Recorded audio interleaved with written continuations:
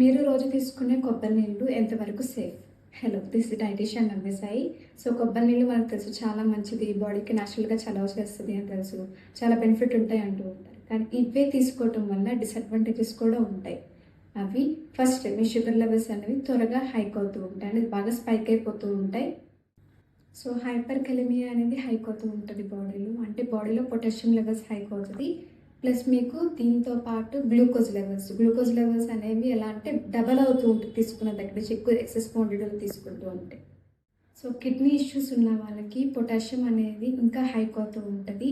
Plus BP tablets ఎవరైతే తీసుకుంటారో, BP tablets already potassium ఉంటుంది, ప్లస్ కోకోనట్ వాటర్ నుంచి పొటాషియం ఎక్సెస్ వస్తూ ఉంటుంది. దీనివల్ల హార్ట్ ప్రాబ్లమ్స్ అనేవి ఎక్కువ అవ్వే ఛాన్సెస్ ఉంటుంది చాలామందికి. బాడీకి చలవ చేయడానికి వేరే సోర్సెస్ కూడా ఇంక్లూడ్ చేస్తూ ఉండాలి డైట్లో. అండ్ ఈ coconut water weekly 50 ml include చేసుకుంటూ ఉండాలి.